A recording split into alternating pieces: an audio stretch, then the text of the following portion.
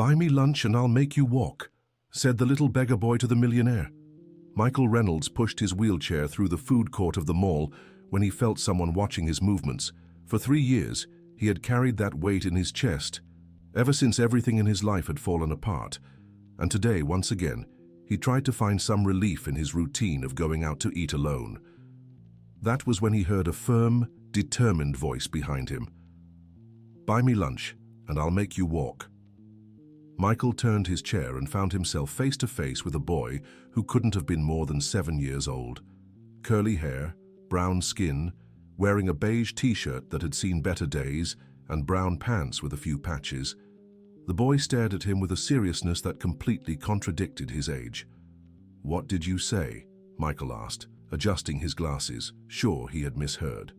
"You heard me right. 1 lunch, that's all. And I'll make you walk again," the boy repeated, crossing his small arms in a determined stance. Michael almost laughed. Almost. But something in the boy's gaze stopped him. There was a conviction there that unsettled him in a way he couldn't explain. "Kid, you don't know what you're talking about. I can't walk. Understand? I can't." "I know you can," the boy insisted, taking a step forward.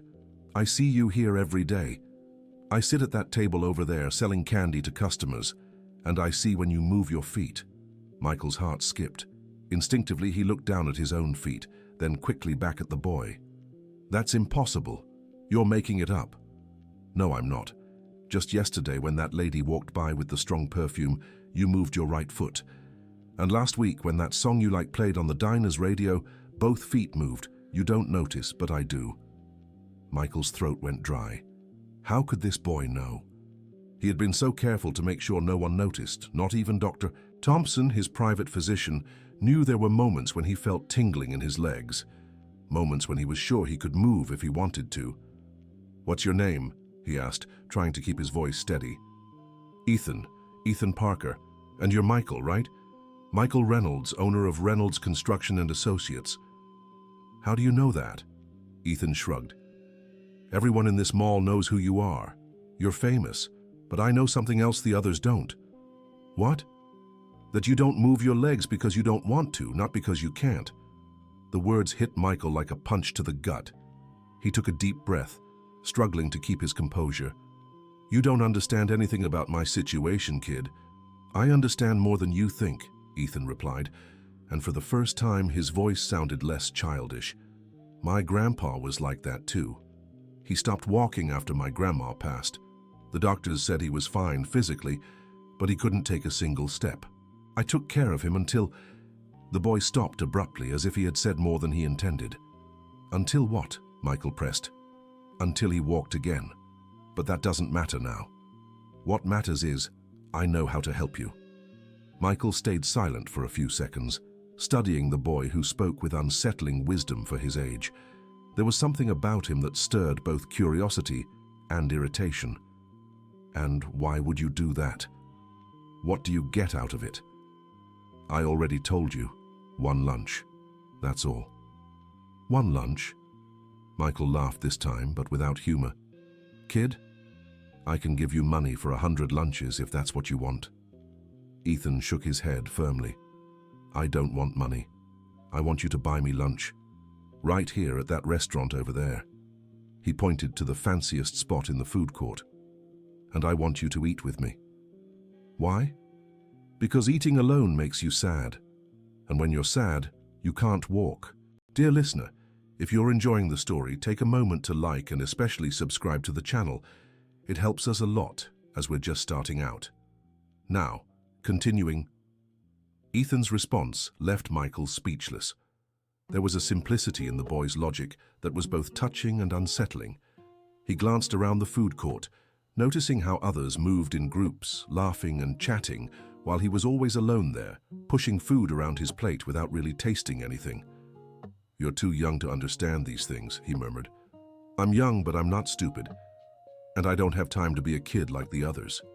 Ethan stepped closer to the chair. "So, do you accept or not?" Michael hesitated.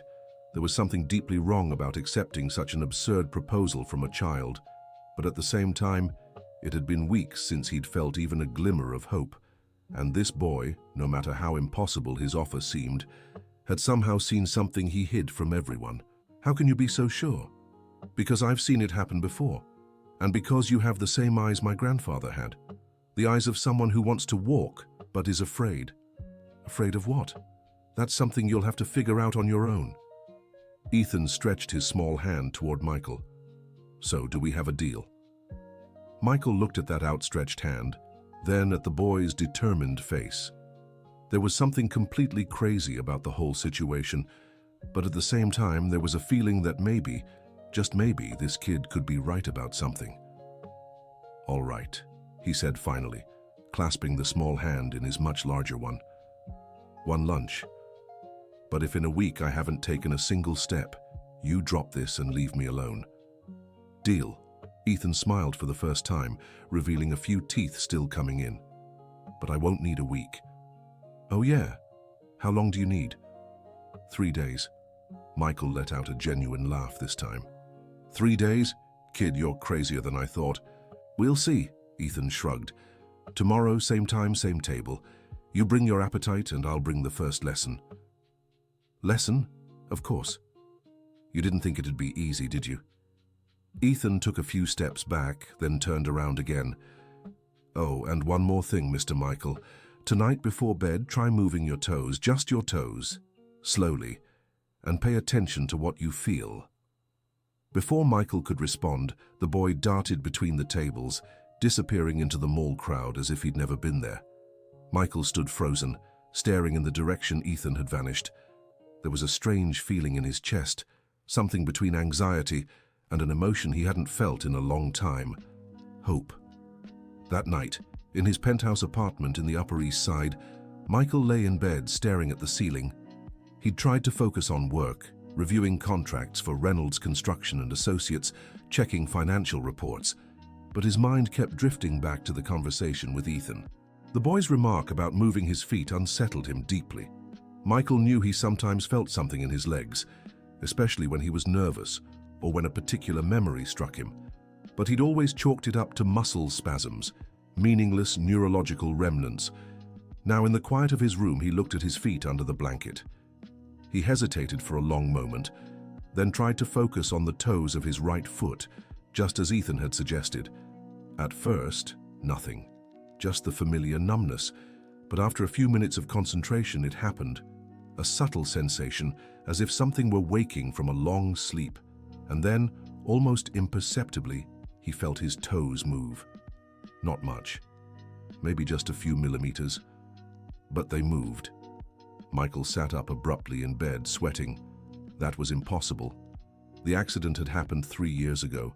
The tests, the MRIs, everything indicated the spinal damage was irreversible. Dr. Thompson had been very clear about that. But then, why could he move his fingers? And why had a 7-year-old boy noticed something even the best doctors in New York City had missed? The next day, Michael arrived at the mall earlier than usual. He hadn't slept well after the episode with his toes and had spent the whole night thinking about Ethan and his words. He took his usual seat and watched the food court, searching for the boy. Ethan appeared right at noon, carrying a small box of candy and wearing the same clothes as the day before. "Hi, Mr. Michael," he greeted, approaching the table. "Did you move your fingers?" Michael hesitated, then nodded slowly. "How did you know I could?" "Because you want to walk. You just need to remember how." Ethan pulled out a chair and sat down. "Now let's have lunch. You can pick whatever you want." They headed to the restaurant Ethan had pointed out the day before. See, it was an elegant place, with beautifully presented dishes and prices Michael knew were far beyond what any street candy seller could afford. While they waited for their order, Ethan stayed quiet, wide-eyed with admiration as he took in everything around him. Michael realized this was probably the first time the boy had ever been in a place like this. "Ethan," he finally said, "where are your parents?" The boy took a few seconds to answer. "I don't have parents anymore." "And where do you live?" "Around." Ethan shrugged, but Michael noticed he avoided his gaze. "What do you mean, around?" "There are places you can stay when it rains. Sometimes a church lets you sleep in the courtyard. There's the bus station. You live on the streets? Ethan finally looked at him. It's better than staying in a house with people who don't want you around. There was a hardness in his voice that didn't match his age. Michael felt something stir in his chest, a protective instinct he hadn't felt in a long time. Ethan, you can't keep living on the streets. It's dangerous. I manage just fine. I'm used to it. How long has it been? About 2 years. Michael did the math quickly. Ethan must have been only 5 when he started living on the streets. The thought horrified him. And how did you learn to take care of people? That story about your grandfather. Ethan poked at the food that had just arrived, avoiding Michael's eyes again. My grandfather was the last person I lived with before I left home. He got sick after my grandmother passed, and I took care of him. I learned a lot back then. And your parents? What happened to them? Ethan's expression closed off completely. I don't want to talk about that. We came here to talk about you, not me. Michael realized he'd touched on a painful subject and decided to change course. All right, then explain this first lesson of yours. Ethan seemed relieved by the shift. The first lesson is about feeling. You spent 3 years pretending you don't feel anything in your legs, but yesterday you found out you do. Now you need to accept that you feel. Accept how? Stop being afraid of what might happen if you start feeling again. I'm not afraid. Ethan chuckled. Yes, you are. I see it in your eyes. It's the same fear my grandfather had. Fear of trying and failing. Fear of succeeding and having to really live again. The words hit Michael like a well-aimed arrow. The boy had put his finger right on the wound he'd spent 3 years trying to ignore. It wasn't just the fear of not being able to walk. It was the fear of succeeding and having to face everything he'd left behind. You're very clever for a kid. A child who lives on the streets learns quickly how to read people. If they don't survive. They finished lunch in comfortable silence. Michael watched as Ethan savored every bite, clearly enjoying a meal like that after probably days of eating little or poorly. What's tomorrow's lesson? He asked when they were done. Tomorrow we'll work with movement. It's gonna hurt a little. Hurt how? Not in the body, in the soul. Michael watched Ethan walk away again, and for the first time in 3 years, he felt there might be a reason to get out of bed the next day that wasn't just work or empty routine. That night, he tried moving his toes again. This time, the movement came easier, and he could feel not just his toes, but part of his foot. There was a tingling sensation creeping up his leg, as if long disconnected circuits were being reconnected. But along with the physical sensation came something more unsettling. Memories. Memories of the day of the accident. Not the accident itself, a fall at a construction site that had resulted in a spinal fracture, but what had happened in the hours before, the lawyer's call. The judge's decision, losing custody of his daughter Emma. He had left the hearing shattered and gone straight to the construction site, even though he knew he shouldn't have been there in that state. He had climbed the framework of an unfinished building without proper equipment, without caution, almost as if... Michael cut that thought off at the root. He didn't want to go down that path. Not yet. On the 3rd day, Ethan arrived with a more serious expression than usual. This time he had brought an old worn-out backpack. Today's gonna be different, he announced, pulling out a chair. We're not having lunch here. Where are we going? Downstairs, at the mall plaza. There are some quiet benches and we'll need space. Michael followed Ethan to a less crowded area of the mall where there were a few benches surrounded by plants. The boy chose a secluded spot and motioned for Michael to stand in front of him. Here's how it's gonna go, Ethan said, pulling a few things from his backpack. You're gonna try to move your legs, for real this time, not just your toes. Ethan, I don't know if... I know you can move your toes. You can move your foot too, right? Michael nodded hesitantly. So today we're gonna try the whole leg, but there's something that needs to happen first. What? Ethan pulled a crumpled photo from his backpack and handed it to Michael. It was a picture of a girl around 10 years old smiling at the camera, brown hair, big expressive eyes, wearing a blue dress. Who is she? Michael asked, but there was something familiar about that face. I think you know who she is. Michael looked more closely at the photo and felt his heart stop. It was Emma, his daughter. But how had Ethan gotten that photo? Where did you get this?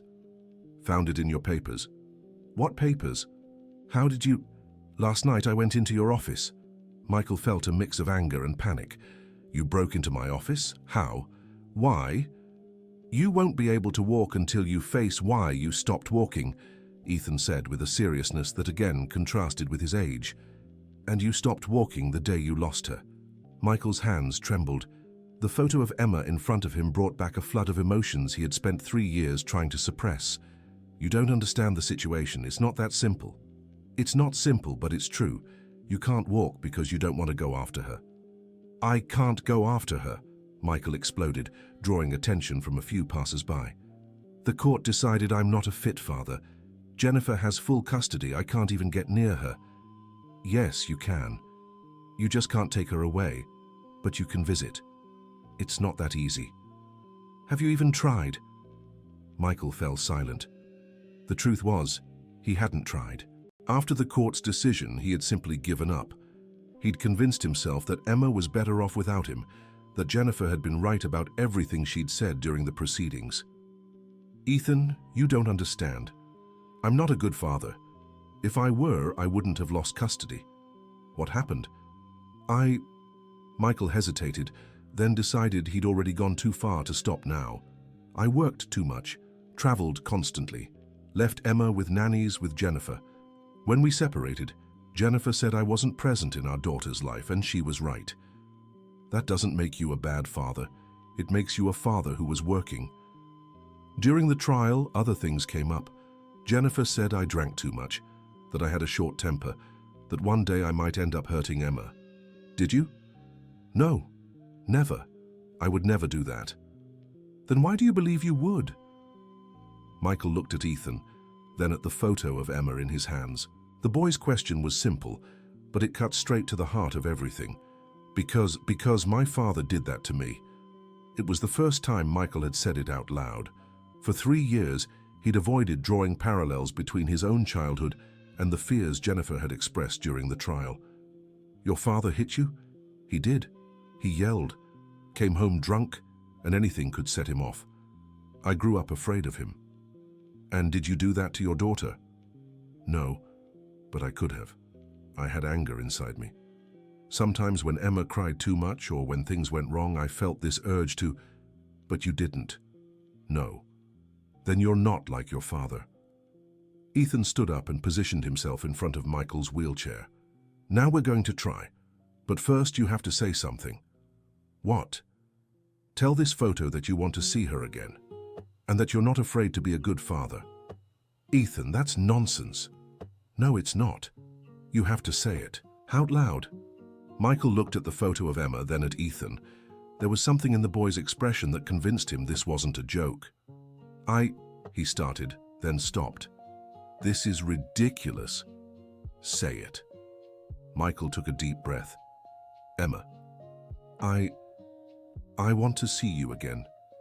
And I'm not afraid to be a good father to you. The words came out shaky, heavy with emotion, and the moment he spoke them, he felt something move in his legs. Not just his toes or feet, his entire leg. Now try to stand, Ethan said softly. Michael gripped the arms of the chair and tried to push himself up. At first, nothing. But then, slowly, he felt his leg muscles respond. Not completely, but enough that he managed to stay on his feet for a few seconds before sinking back into the chair.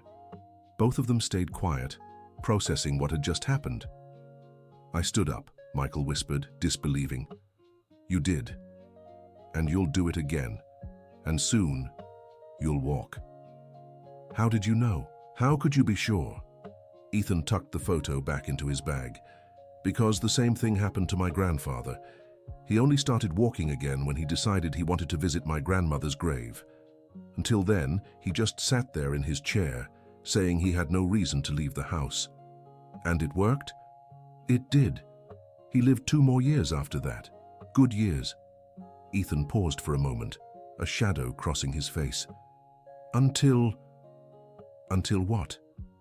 Until he had to take care of me when they didn't want me anymore. Michael realized they'd circled back to the subject Ethan always avoided. What happened to your parents, Ethan? The boy stayed quiet for a long time, staring at his own hands. My father used to work at your company. The revelation hit Michael like a bolt of lightning. He felt his blood run cold. What? What do you mean? James Parker. He was in charge of one of your construction sites. 4 years ago, Michael tried to remember. James Parker. The name sounded familiar, but he couldn't place a face. What happened to him? You fired him. Said he was stealing materials from the site. The memories began to return. James Parker. It had been a messy situation. There had been reports of missing supplies, and James was responsible for the storage. Michael had let go of several employees at the time, including James. Ethan, After my dad lost his job, he started drinking. A lot. My mum couldn't take it and left. My dad kept getting worse until one day he walked out and never came back. And you stayed with your grandfather? I did. But then my grandfather got sick, and when he passed, there was no one left to take care of me. The neighbors tried to put me in a shelter, but I ran away. That's why you live on the streets. Ethan nodded. Michael felt like the world was spinning around him. The boy trying to help him walk was the son of a man he'd fired, a man whose life had fallen apart after losing his job. Ethan, I didn't know. If I'd known you were his son, if I'd known what happened, would you have done things differently? The question was simple, but Michael didn't have a simple answer. Back then, he'd only cared about results, profits, efficiency. He hadn't thought about the personal consequences of his business decisions. I don't know, he admitted finally. That's why I want to help you. What do you mean? Because if you can walk again, if you can be a father to your daughter again, maybe it means people can change, that they can get better. Ethan's logic was heartbreaking and devastating all at once. He was trying to save Michael as a way to prove to himself that goodness still existed in the world. Ethan, you don't have to save me to prove anything. Yes, I do. Because if I don't believe people can get better, then there's no reason for me to keep trying. Trying what? Trying to live. Dear listener, if you're enjoying the story, don't forget to like and especially subscribe to the channel. It helps us a lot as we're just starting out. Now continuing, Ethan's words echoed in Michael's mind for the rest of the afternoon. There was something deeply unsettling about the idea that a 7-year-old boy carried so much emotional weight, so much responsibility on his shoulders. That night, Michael couldn't focus on anything else. He kept trying to remember James Parker, trying to piece together the events that had led to his firing. It had been a turbulent time for the company, with management issues and suspicions of theft across multiple sites. James had been among the employees investigated, and when evidence surfaced that materials were disappearing from the storage under his watch, Michael had made the decision to let him go along with others involved. At the time, it had seemed like the right thing to do. Now looking back with 3 years of hindsight, Michael wondered if it had been fair, if he'd given James a chance to explain, if he'd considered how the firing would affect the man's family. The truth was, he hadn't thought about any of it. To him, James Parker had just been a name on a list of problematic employees. The next day, Michael arrived at the mall with a mix of anxiety and hope. He'd spent the night practicing leg movements and had managed to stand for longer stretches. He still couldn't take real steps, but he felt he was getting close. Ethan showed up right on time, but this time there was something different in his expression.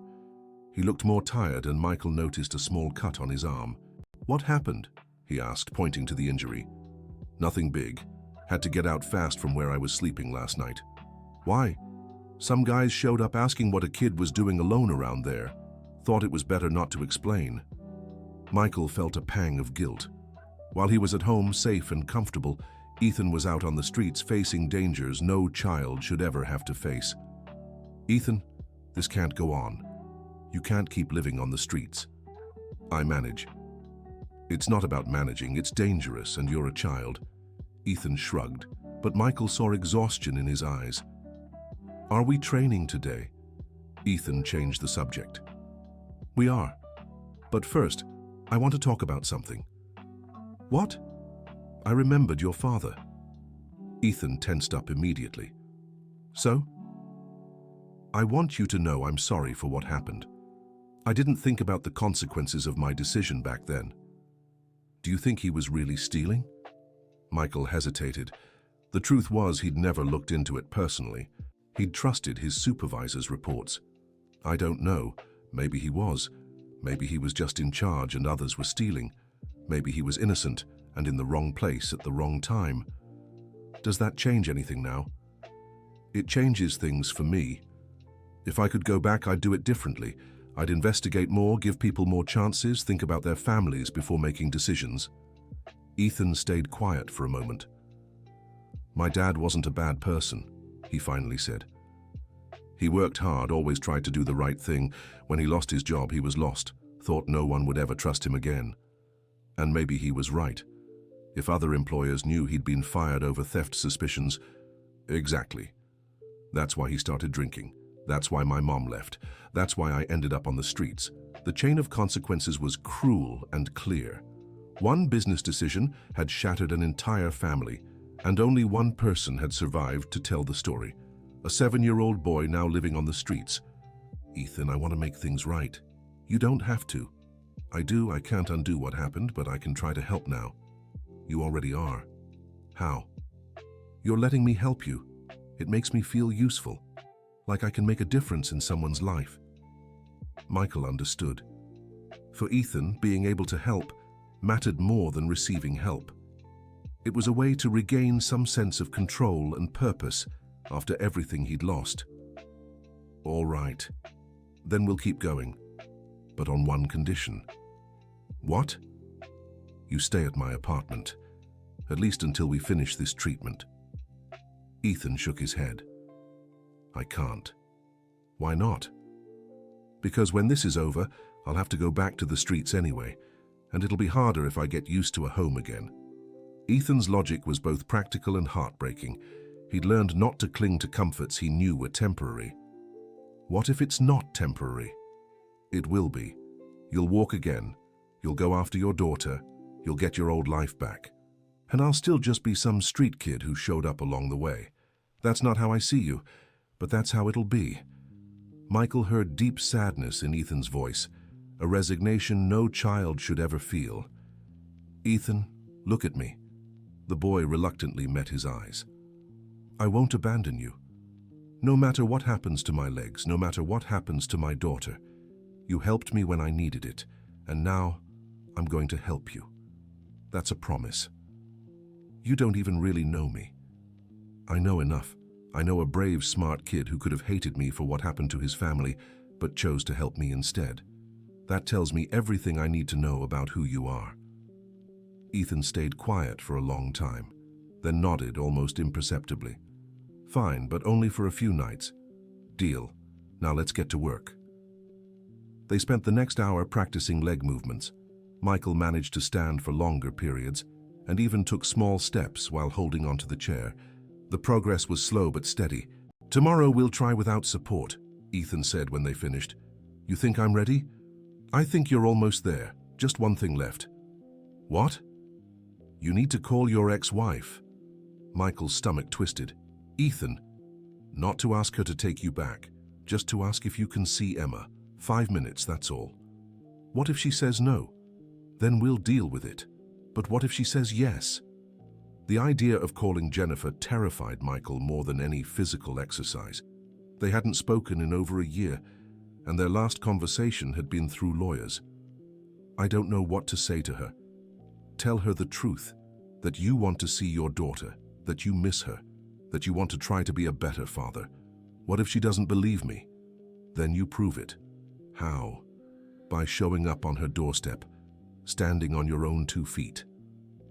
That night, Ethan slept in the guest room of Michael's apartment. It was the first time in over 2 years he'd slept in a real bed, but Michael noticed the boy had trouble falling asleep, as if he wasn't used to so much quiet and safety. Michael also struggled to sleep, but for different reasons. He kept thinking about the conversation he'd have to have with Jennifer the next day. He rehearsed different versions of the call in his mind, trying to imagine her reactions. Jennifer had changed her number after the separation, but Michael had it written down somewhere for emergencies involving Emma. He'd never used it, but he knew where it was.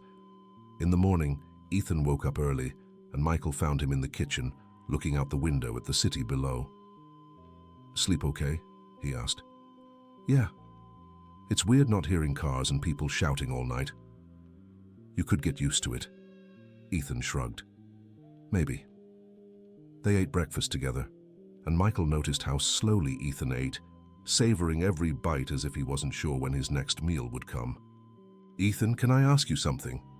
"Sure. Why did you really decide to help me? It can't just be because of your father." Ethan finished chewing before answering. "At first it was because of him. I wanted to prove you weren't a bad person, that maybe he lost his job because of a misunderstanding. And now? Now it's because I like you, and because I see you're hurting the same way I am. Only your pain is not being able to get close to your daughter. Mine is not having any daughter to get close to." The simplicity and honesty of the answer struck Michael deeply. "What if we could fix both problems?" he suggested. "How?" "You help me get my daughter back, and I could be like a father to you too." Ethan went very still for a long time. "You don't have to say that just because you feel sorry for me. It's not pity. It's because you reminded me what it means to care for someone. I'd forgotten that. And what if your ex-wife won't let you see Emma? Then we'll find another way, but no matter what, you'll have a home, I promise." Later that day, at the mall, Michael finally gathered the courage to make the call. His hands trembled as he dialed Jennifer's number. She answered on the third ring. "Hello? Jennifer? It's Michael." There was a long silence on the other end. "Michael, how did you get my number? I know you don't want to talk to me, and I understand, but I need to ask you something. If it's about money or alimony, you can talk to my lawyer. It's not about money, it's about Emma." Another silence. "What about Emma? I want to see her. Just for a few minutes, please." "Michael, we've already talked about this. The judge was very clear about—" "I know what the judge said, but he didn't ban supervised visits. He only said I can't take her out or have shared custody." "Why now?" "It's been over a year since you showed any interest in seeing her." Michael took a deep breath. "Because I've been sick, and now I'm getting better, and I realized the most important thing in my life is being her father." "What kind of sick?" "It's a long story. But Jennifer, I've changed, I really have." There was another long pause. "Michael, I don't know. Emma sometimes asks about you, but she's doing well now. She's adjusted. I don't want to confuse her." 5 minutes, just 5 minutes. You can be there the whole time. And then what? You'll want another 5 minutes, then more. And it'll be hard for her to understand why you're sometimes there and sometimes not. I'll be there whenever she wants to see me. You've said that before, Michael. You always promised to be there, but there was always a meeting, a trip, a more important business deal. I know, and I'm sorry for that. But this time is different. How can you be sure? Michael glanced at Ethan, who was sitting beside him, listening to the conversation. "Because I've learned what really matters, and I learned it from someone who knows a lot about loss." Another silence on the line. "I'll think about it," Jennifer finally said, "but I'm not promising anything. That's all I can ask. Thank you." "Michael?" "Yes? If I let you see her, and you disappoint her again, I'll never give you another chance. Understood?" "Understood. And I won't disappoint." When Michael hung up, his hands were still shaking. "How did it go?" Ethan asked. "She said she'll think about it." "That's good. It means she didn't say no." "True. Now we need to work on getting you to walk there." "Walk where?" "To her house, to show her you've really improved." They spent the rest of the afternoon practicing. Michael took more steps than ever before, and for a few moments he managed to walk a few yards without support. It was still shaky, still required intense focus, but it was working. "Tomorrow you'll walk for real," Ethan said with conviction. "How can you be so sure?" "Because you've already decided you want to. Now your body just has to follow through." Dear listener, if you're enjoying the story, don't forget to like and especially subscribe to the channel. It helps us a lot as we're just starting out. Now, Continuing. That night, Michael dreamed of Emma. In the dream, she was running in a park, laughing, and he could run after her. When he woke up, the first thing he did was move his legs. The motion came naturally, effortlessly. Ethan was already awake when Michael came out of the room making breakfast. "Today's the day," Ethan said simply. "How do you know?" "I see it in your eyes." The same look my grandfather had the day he walked to my grandmother's grave. They headed to the mall earlier than usual. Ethan had brought his backpack, and Michael noticed it seemed heavier than normal. "What's in there?" "Just a few things in case we need them." They positioned themselves in the same isolated spot where they had trained in the previous days. Ethan pulled a water bottle from his backpack and offered it to Michael. "Have some. You'll need the energy." Michael drank, then settled into his chair, ready to begin. "Today's different," Ethan said. "Today you're going to walk to that diner over there, buy a soda, and walk back." "Ethan, that's too far. It must be at least 20 yards. "It is, but you can do it." "What if I fall halfway?" "I'll be right here. If you fall, we'll get you up and try again." Michael took a deep breath and pushed himself out of the chair. This time, standing was easier. His legs felt steadier, more confident. "Now go," Ethan encouraged. Michael took the first step, then the second. His legs trembled slightly, but they were working. He made it halfway before doubt crept in. "Keep going," Ethan called from a distance. "Don't stop." Michael forced a few more steps. He was almost at the diner when his legs began to give out. He leaned on a nearby table, breathing heavily. "I can't," he shouted back to Ethan. "Yes, you can," Ethan replied, and to Michael's surprise, the boy started walking toward him. "Think of Emma. Think like you're walking to her." Michael closed his eyes and tried to picture his daughter. He imagined her waiting for him at the diner. When he opened his eyes, he managed a few more steps. Finally, he reached the counter. "A soda, please," he said to the waitress, who looked startled to see him without his wheelchair. "Of course, sir," she replied, clearly confused but polite. The way back was harder. His legs ached and he felt like he might collapse any moment, but Ethan was there, walking beside him, offering quiet support. "Almost there," Ethan encouraged. "Just a few more steps." When Michael finally reached his chair, he sank into it, exhausted but elated. "I did it," he said, almost disbelieving. "I walked. You did. And now we know you can walk whenever you want." They sat for a few minutes, Michael catching his breath and processing what had just happened. "Ethan, I don't know how to thank you." "No need. We had a deal, remember? Lunch for your walk." "That deal turned into a lot more than lunch." "It did. But you still owe me one thing." "What?" Ethan pulled something from his backpack, an old flip phone. "I want you to call your ex-wife right now and set up a time to see Emma today." "Today?" "Ethan, I don't know if—" "Today, because if you wait till tomorrow, you might lose your nerve. And because I have a feeling today's the right day." Michael took the phone, hesitated, then dialed Jennifer's number. She answered quickly. "Michael?" "Jennifer, it's me. Did you think about what we talked about yesterday?" "I did, and—" "Okay, you can see Emma, but it'll be at my place and I'll be there the whole time." "Perfect. When?" "Whenever you want. She just got home from school. Can I come now?" A pause. "Now?" "Michael, don't you think that's too soon?" "Jennifer, I've waited 3 years for this chance. I don't want to wait another day." "Fine. You know the address?" "I do." "Then see you soon." When he hung up, Michael looked at Ethan with a mix of gratitude and nerves. "Now comes the real test." "Yeah. Are you going to walk to her place?" "I am. But you're coming with me." "Me?" "You. I want Emma to meet the person who helped me walk again." Ethan hesitated. "I don't know if that's a good idea. Your ex-wife might not like me being there. She'll understand when I explain. And if she doesn't, then we'll explain again." "Ethan, you're part of this story now. You helped me get my daughter back. It's only fair that you meet her." Ethan nodded slowly. "All right. But if there's any trouble, I'll slip away quietly. There won't be any trouble. They left the mall, Michael pushing the empty wheelchair beside him. It felt strange to walk after 3 years, but with each step he grew more confident.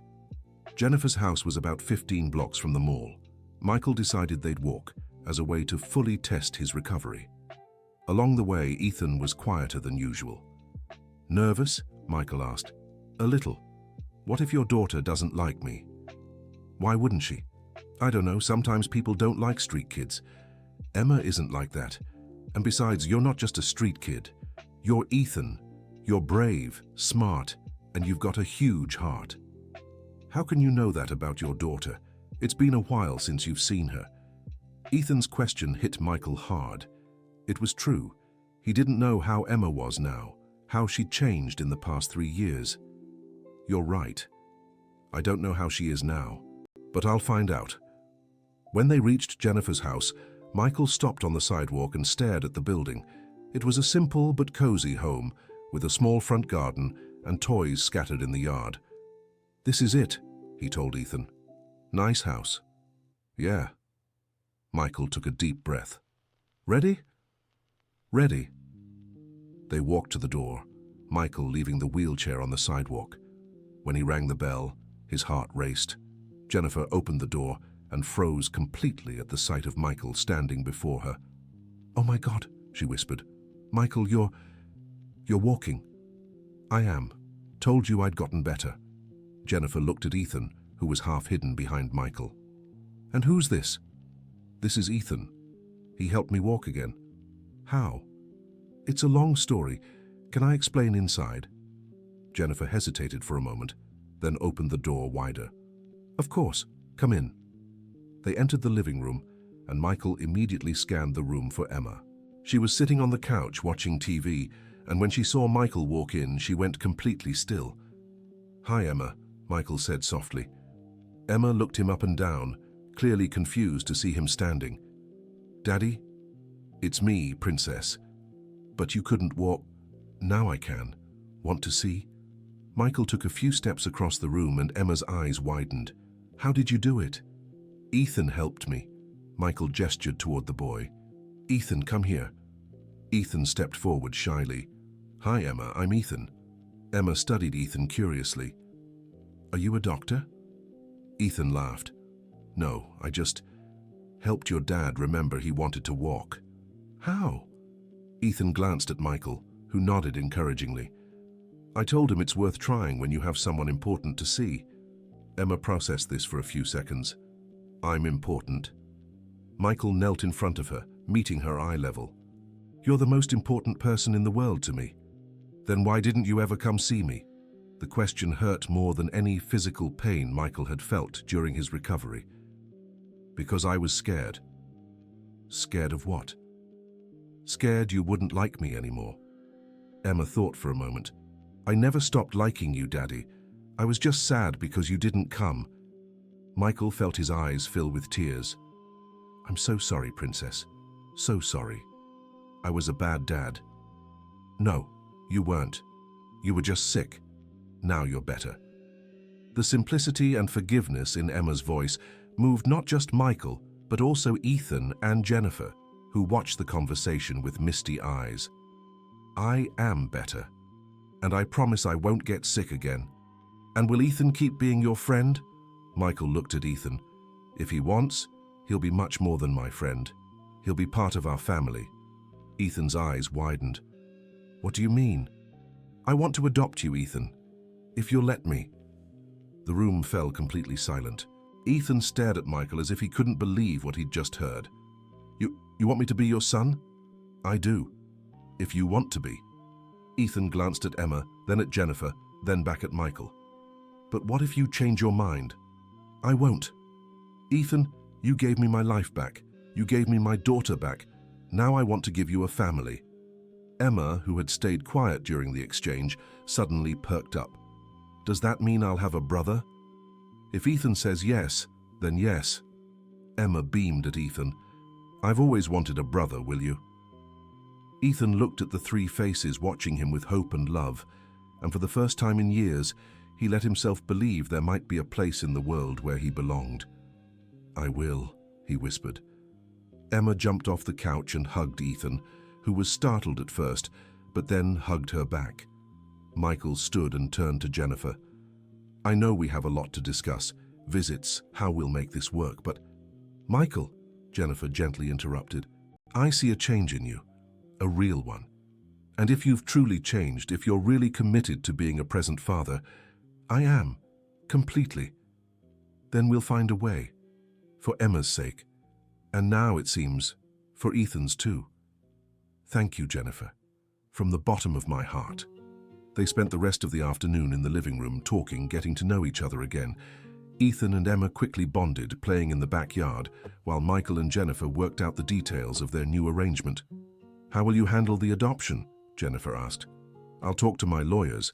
Ethan has no living relatives, so legally, it shouldn't be too complicated." "And you're sure about this? Adopting a child is a huge responsibility." "I've never been more certain. Ethan saved my life, Jennifer, literally. Now it's my turn to save his. And financially, school, healthcare, all of it? The company's doing well. Money won't be an issue." Jennifer nodded. "What about visits with Emma?" "Whatever works best for you. Weekends, once a week, I'll adjust to your schedule." "How about we start with Saturday afternoons? You can pick her up here and bring her back by evening." "Perfect." As it grew dark, Michael knew it was time to leave. He said goodbye to Emma with a promise to see her the following Saturday, and Ethan did the same. "Bye, bro," Emma said to Ethan, making the boy grin from ear to ear. "Bye, sis."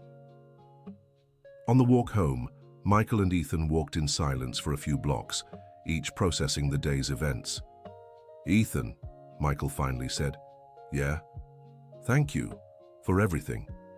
"You're welcome. But can I ask you something?" "Of course." "Are you really sure about adopting me? It won't be easy. I don't know how to be anyone's son." Michael stopped walking and turned to Ethan. "Ethan, I don't know how to be a good father either. I made a lot of mistakes with Emma when she was little. But the difference is now I want to learn, and we can learn together. What if I mess up? Then we'll talk and fix it. That's how family works." Ethan nodded slowly. "And can I still sell candy at the mall sometimes?" Michael laughed. "Ethan, you'll never have to sell candy to survive again. But if you want to do it as a weekend job for your own spending money, that's fine." "Cool." They resumed walking. "One last thing," Ethan said. "Go ahead." "Do you think my father would be proud of me?" Michael felt a lump in his throat. "I'm sure he would be. You've done something few adults could manage. You turned anger into kindness, resentment into compassion. Your father would be very proud. And do you think he'd forgive me for helping the person who took his job?" "Ethan, look at me." The boy did. "Your father lost his job because of a decision I made, but you helped me become a better person, someone who wouldn't make that same choice today. In a way, you're honoring his memory by showing it's always possible to choose to be better." Ethan smiled. "I never thought of it that way." "Well, think about it now. And remember, from here on out, you're not alone anymore. You have a family now." When they got home, Michael showed Ethan the room that would be his, helped him organize his few belongings, and for the first time in 3 years, he felt whole. That night, he went to sleep knowing there was a child in the next room who called him Dad, and that the following Saturday, he'd see his biological daughter again. Most importantly, he went to sleep knowing he had learned to walk not just with his legs, but with his heart. The months that followed were full of adjustment and growth for everyone. Ethan enrolled in the same school as Emma, and the two became inseparable on weekends. Michael divided his time between work, the kids, and slowly rebuilding his relationship with both. There were hard moments. Ethan sometimes had nightmares about his time on the streets. Emma occasionally struggled with having 2 homes. Michael discovered that being a present father was far more challenging than he'd imagined. But there were also moments of pure joy. Like when Ethan got his first high grade at school. Like when Emma said she wanted Ethan to be the best man at her future wedding. Like when Michael realized he'd gone a whole week without remembering his wheelchair even once. A year after their first meeting at the mall, Michael, Ethan, and Emma returned to the same spot to celebrate. They sat at the same table where it had all begun, and Michael asked Ethan to repeat the words that had changed his life. "Buy me lunch and I'll make you walk," Ethan said, laughing. "And you did," Michael replied. "You made me walk much farther than I ever thought possible." "Actually," Emma chimed in, "I think you both helped each other walk. Daddy learned to walk with his legs, and Ethan learned to walk back home." Emma's observation, wise beyond her years, perfectly captured what had happened between them. They had saved each other. 2 years later, Ethan was helping Michael with some projects at Reynolds Construction and Associates in his free time. He'd developed a particular interest in architecture and dreamed of one day designing homes for families in need. "You know," Ethan said one afternoon as they reviewed blueprints for a new housing development, "I think my father would be happy knowing his company is building homes for people who need them." "What do you mean, his company?" Michael asked. "Well, he worked here, helped build this business, and now I work here too. In a way, it's our family's company as well." Michael smiled. Ethan had grown so much, not just in height, but in wisdom and generosity. He'd become exactly the kind of person Michael had hoped to be. "You're right, it is our family's company, our. And one day, if you want, it can be yours too." "I do want that, but on one condition." "What's that?" "We always remember that behind every employee there's a family. And before we ever let someone go, we'll always try to find another way." "Deal." That evening, during family dinner, Jennifer had started joining them once a week, and there were even talks of a possible reconciliation. Michael looked around the table and felt deep gratitude. Ethan was telling Emma about a school project. Emma laughed at her brother's jokes.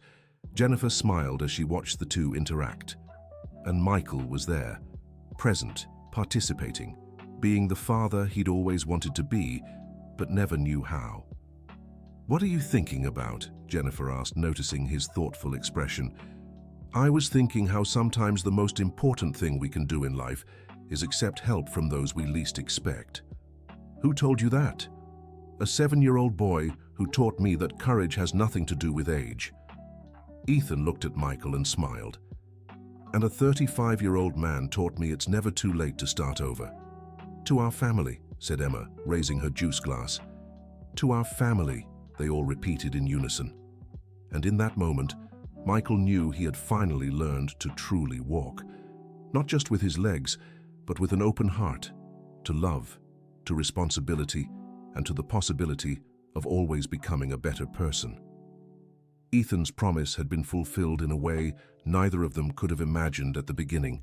He hadn't just helped Michael walk physically, he had taught him to walk through life with purpose, with love, and with the certainty that even in the darkest moments, there's always someone willing to lend a hand. And sometimes that person comes in the form of a brave child, who still believes in miracles when adults have given up on dreaming. 5 years after their first meeting, Michael sat in the audience at Ethan's high school graduation. The boy who had once sold candy at the mall to survive was now the class valedictorian, speaking about resilience and second chances.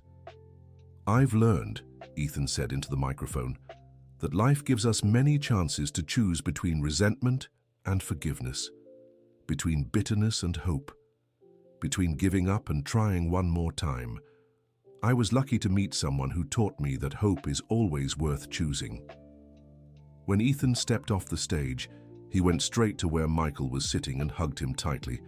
"Thank you, Dad. Thank you, son." And so, the story of a boy who promised to make a man walk in exchange for lunch became the story of a family that found each other when they needed it most. Because sometimes the greatest miracles begin with the simplest gestures, and sometimes the person who needs saving is the very one offering help. End of story. Now, tell us what you thought of the story and where you're watching from. If you have something to share with us, leave your honest thoughts in the comments. Do you think Michael made the right decision adopting Ethan? We'd love to read your opinion. Thank you so much for joining us. Don't forget to like and, most importantly, subscribe to the channel so you won't miss other heartwarming stories.